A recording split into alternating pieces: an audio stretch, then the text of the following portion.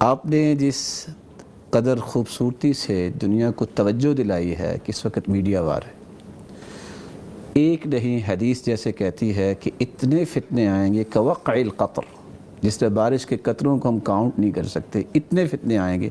الحاد کا فتنہ سب سے زیادہ اس وقت یونیورسٹیز اور کالجز میں اور جگہ جگہ پھیل رہا ہے۔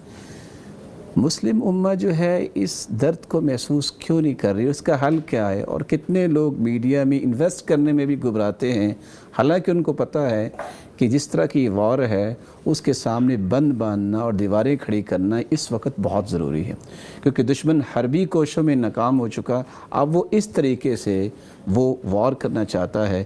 اس کا حل کیسے ہم ڈھونڈ سکتے ہیں اور کیسے ہم لوگوں کو مطمئن کر سکتے ہیں؟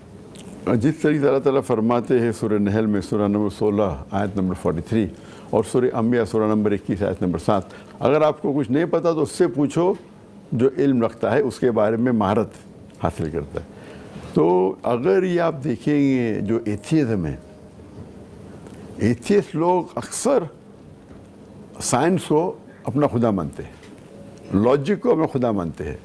تو اگر ان کو مطمئن کرنا چاہیے اللہ کے بارے میں تو ہمیں سائنس کا استعمال کرنا چاہیے۔ کیوں؟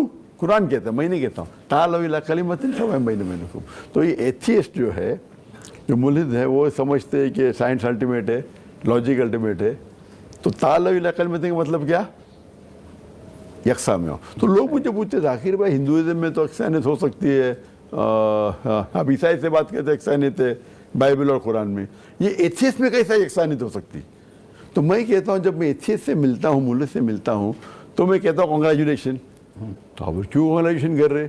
کیونکہ عام انسان وہ کرسچن ہے کیونکہ والد کرسچن ہے، ہندو ہے کیونکہ والد ہندو ہے، کئی مسلمان ہیں کیونکہ ان کے والدین مسلمان ہیں۔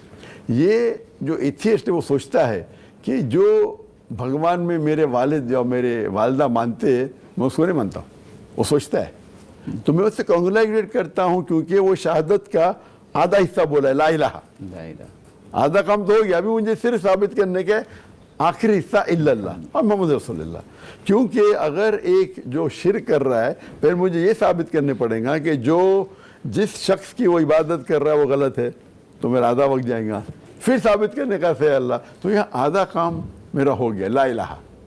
تو ہمیں ہمیشہ سوچنا چاہیے کیا یکسانیت ہے، تو ہمیں سوچنا چاہیے، اور یہ کوئی سوچ بھی نہ سکتا ہے کہ ایتھیزم میں کیا کمیونٹی ہے، ہمارا مین اللہ ہے، تو ایتھیزم میں کیا یکسانیت ہو سکتی؟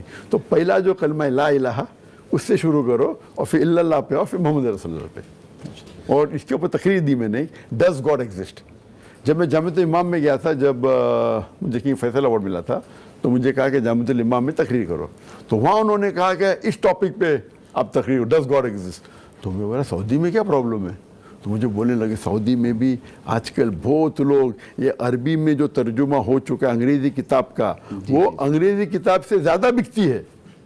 تو اس کو اگر ہم چاہتے ہیں کہ لوگ کو اس فتنہ سے بچائے تو ہمیں اس میں اترنا پڑے گا اور ٹیکنالوجی کے بارے میں پڑھنا پڑے گا، اور پڑھنا کس طریقے سے ان کو ہم صحیح راستے پہ لے جا سکیں۔